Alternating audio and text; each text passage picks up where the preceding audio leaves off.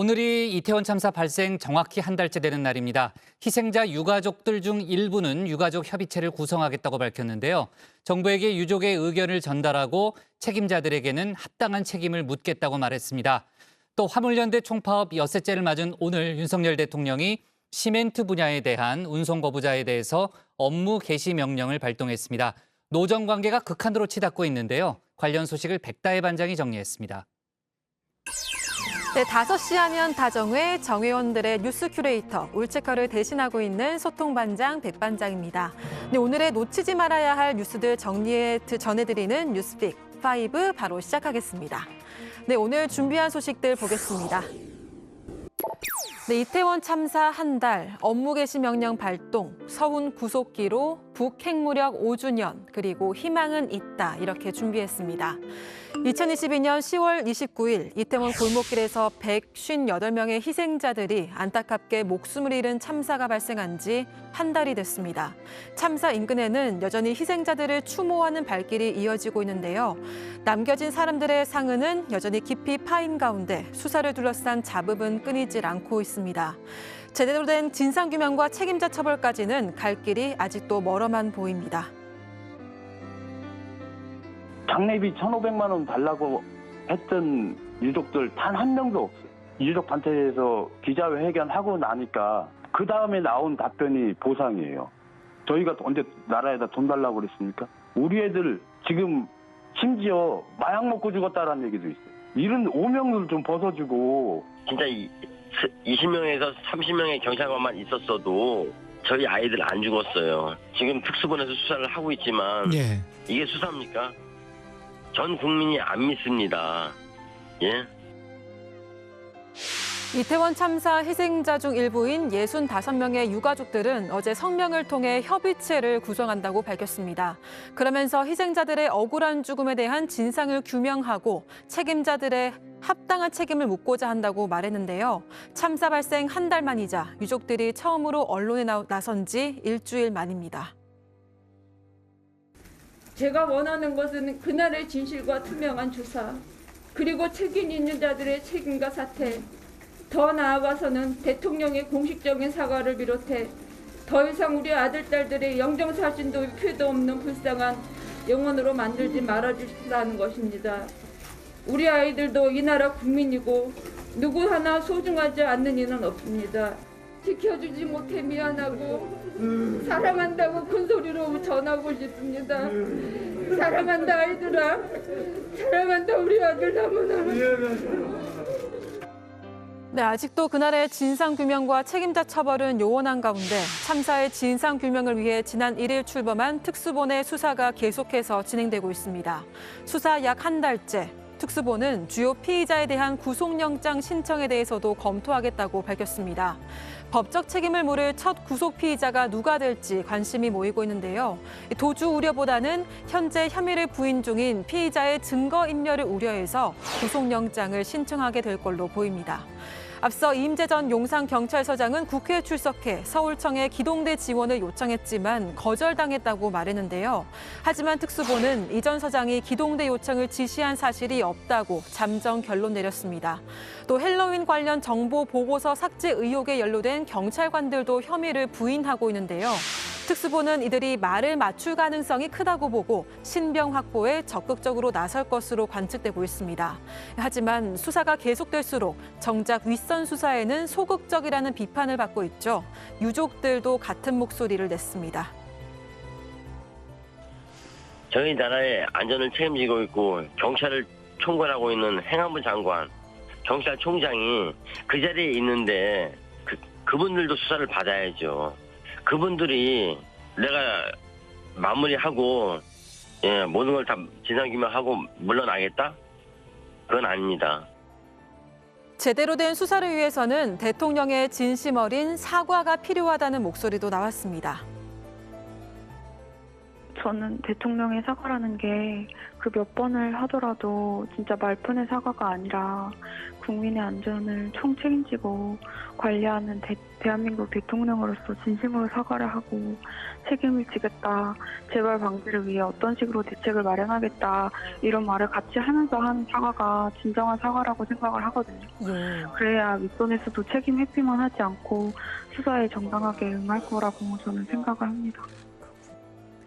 한편 유가족들은 협의체 구성 배경에 대해 모든 희생자 유가족들이 언제든 합류할 수 있는 협의체를 만들어 보려 함이라고 설명했는데요. 그러면서 참사 이후 유가족 간 서로 안부를 묻고 소통할 수 있도록 하는 정부의 조치가 없었다고 말했습니다. 이 때문에 고립된 채 슬픔과 고통을 이겨내야만 했고 서로 소통할 기회를 스스로 찾아야만 했다고 밝혔는데요. 정부의 대처에 대해 아쉬움을 토로하기도 했습니다. 제가 장례식장에서도 1:1 전담 공무원분들한테 요청을 했는데 본인들이 1차적으로 교육을 받을 때 유족 개인정보 발설하지 말라는 내용이 있어서 공유해줄 수 없다고 하셨어요. 그래서 저희 개인정보는 모두 공개를 하겠으니까 저희와 같은 유족분들 분명히 있을 거라고 꼭 찾아달라고 간곡히 부탁을 드렸는데 연락 주신다고 하시고 여태까지 연락이 없습니다. 가족을 황망하게 떠나보낸 슬픔, 유족들은 서로를 통해 위로받는다고 전했습니다. 유가족 여러분, 이 방송 보시면 한 분이라도 꼭 연락을 주시기 바랍니다. 지금 100분이 넘는 유가족분들이 각자의 방식으로 수소문해서 모여 있습니다. 매일같이 위로하고 위로받고 있고요. 말 못할 같은 슬픔을 가질 가족분들과 함께 하셨으면 합니다. 꼭 힘내시고 용기 내세요. 네, 두 번째 픽은 업무 개시 명령 발동입니다. 화물연대 총파업 엿새째인 오늘 윤석열 대통령은 국무회의를 주재해 시멘트 분야 운송 거부자에 대한 업무 개시 명령을 발동했습니다. 정부는 오늘 우리 민생과 국가 경제에 초래될 더 심각한 위기를 막기 위해 부득이 시멘트 분야의 운송 거부자에 대해 업무 개시 명령을 발동합니다. 제 임기 중에 노사 법치주의를 확고하게 세울 것이며 불법과는 절대 타협하지 않을 것입니다. 불법행위 책임은 끝까지 엄정하게 물을 것입니다. 이 업무 개시 명령으로 시멘트 분야의 운송 사업자와 운수 종사자는 업무에 복귀해야만 하는데요. 2,500여 명이 그 대상입니다. 이를 따르지 않을 경우에는 운행 정지, 자격 정지와 같은 행정 처분을 받게 되는데요. 생계 수단인 면허를 박탈당할 수 있다는 겁니다. 이뿐만 아니라 3년 이하의 징역, 3천만 원 이하의 벌금이라는 형사처벌 등도 동시에 받게 되는데요. 하지만 정부는 처벌하기 위한 목적은 아니라고 강조했습니다. 건설 현장에서 공사 중단이 현실화되고 있고 주요 항만의 컨테이너 반출입이 20%대로 감소하는 등 피해가 하루하루 심각해지고 있습니다. 주요 산업별 피해 또한 점차 확산되어 국가 경제 전체가 심각한 위기에 처해 있습니다. 업무 개시 명령은 운수 종사자와 운송 사업자를 처벌하기 위한 목적이 아닙니다. 국가 물류망을 복원하고 국가 경제의 피해를 최소화하기 위한 불가피한 조치임을 다시 한번 말씀드리겠습니다. 한편 화물연대는 정부의 업무 개시 명령을 저지하기 위한 전방위 투쟁에 나선다고 밝혔습니다.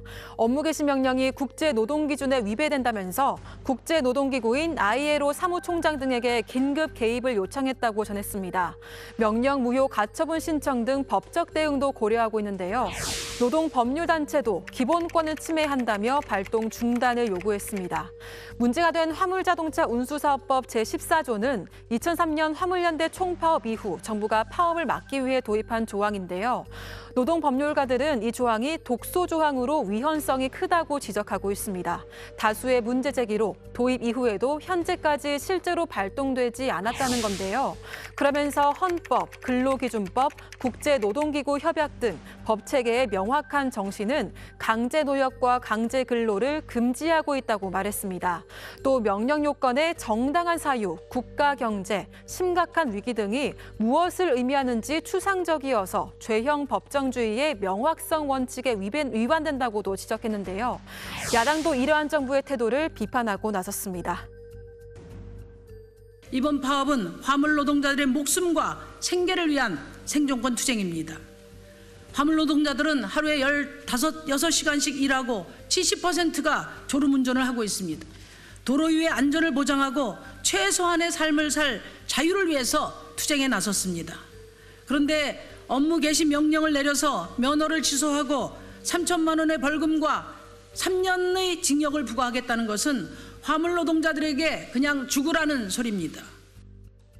정의당은 오늘 기자회견을 통해 정부의 업무 개시 명령에 대한 규탄의 목소리를 높였습니다. 국회 국토위 소속인 심상정 의원은 정부 대응을 논의하기 위해 국토위 소집도 요구했다고 알렸는데요. 또한 정부가 노동자를 협박하는 데 악용하지 못하도록 업무 개시 명령을 폐지하거나 조건을 수정하는 법안을 발의하겠다고 밝히기도 했습니다. 이런 가운데 내일 국토부와 화물연대의 2차 교섭이 예정돼 있는데요. 화물연대 측은 어제 국토부와의 첫 협상은 명분 쌓기용에 불과했다고 주장했습니다. 내일 있을 2차 교섭도 난항을 겪을 걸로 보입니다. 국토부 차관이 직접 나왔는데도 불구하고 화물연대가 하는 말에 대해서 국토부가 답변 드리고 조율할 수 있는 게 아무것도 없다. 또 화물연대 입장을 장관과 대통령실에 보고해야 된다라는 말만 반복을 하면서 저희 입장에서는 정부가 먼저 요청한 교섭인데도 정부에서 아무런 권한도 없이 교섭에 나왔다는 게 사실은 좀 굉장히 황당한, 오늘 업무 개시 명령을 앞두고 정부에서 그냥 명분을 쌓기 위해서 좀 쇼를 한 게 아닌가. 네, 한편 서울 지하철을 운영하는 서울교통공사의 노사가 파업을 하루 앞둔 오늘 막판 협상에 나섰습니다. 서로가 구조조정안과 안전인력 확충을 놓고 협상을 벌이는 가운데 시작 10분 만에 정회하는 등 난항을 겪고 있는데요. 협상이 결렬될 경우 내일 오전부터 서울 지하철 1호선과 8호선 운영에 영향을 끼칠 걸로 보입니다. 관련 소식들은 회의 중 속보가 나오는 대로 전해드리도록 하겠습니다. 네, 세 번째 픽 보겠습니다. 네, 서훈 구속기로입니다. 서해 공무원 피격 사건을 수사 중인 검찰이 문재인 정부의 대북 안보 라인의 최고 책임자 서훈 전 국가안보실장에 대한 구속영장을 청구했습니다. 검찰은 서 전 실장이 고 이대준 씨가 자진 월북하려 했다고 속단하고 국방부나 국정원에 관련 첩보를 삭제하도록 지시했다고 의심하고 있는데요. 지난주 이틀에 걸쳐 피의자 조사를 받은 서 전 실장은 관련 의혹에 대해서 강하게 부인한 걸로 알려졌습니다. 서해 공무원 피살 사건은 긴박하고 제한된 여건과 상황 속에서 당시 할 수 있는 최선을 다했습니다. 당시의 모든 상황을 투명하게 다 밝혔습니다. 근거 없이 월북으로 몰아간 적도 없고 그럴 이유도 시직도 없습니다. 자료 삭제 지시 없었습니다. 국민의 생명과 명예를 놓고 근거 없는 조작은 상상할 수도 없습니다. 이번 사건과 관련해 문재인 정부 청와대 고위 인사에게 구속영장이 청구된 건 처음인데요. 향후 문재인 전 대통령에 대한 수사로까지 이어질지 관심이 모이고 있습니다. 네, 네 번째 픽은 북핵무력 5주년입니다. 핵무력 완성선언 5주년을 맞은 북한이 오늘 국방력 강화 성과를 선전했습니다. 노동당 기관지 노동신문에는 조국은 강대하고 인민은 존엄 높다라는 제목의 글이 실렸는데요. 북한이 지난 18일 감행한 대륙간 탄도미사일 발사를 두고 우리 지혜와 기술로 안아오는 자력갱생의 창조물이라고 강조했습니다. 김정은 국무위원장에 대해서는 불세출의 영웅이라고 찬양했는데요. 북한이 핵무력 완성선언 5주년을 맞은 만큼 핵실험이나 ICBM 발사 가능성도 제기됐지만 아직까지 추가 도발은 없는 것으로 판단됩니다. 네, 마지막 픽 보겠습니다. 네, 희망은 있다입니다. 네, 어제 카타르 월드컵 H조 조별리그 2차전에서 우리나라가 가나를 상대로 아쉽게 패배했습니다. 경기 초반에는 한국이 분위기를 이끌어갔지만 아쉽게 골을 내주면서 전반전 흐름이 바뀌었는데요. 하지만 2대 0으로 뒤처지는 상황에서 후반 12분 교체 투입된 이강인 선수가 투입된 지 1분 만에 그림 같은 어시스트를 선보이면서 조규성 선수가 헤딩골을 터뜨렸습니다. 네, 이어서 3분 뒤 조규성 선수는 또다시 헤딩골을 넣으며 순식간에 2대2 동점을 만들어냈는데요. 조규성 선수, 한국 선수로는 최초로 월드컵 한 경기에서 멀티골을 기록했습니다.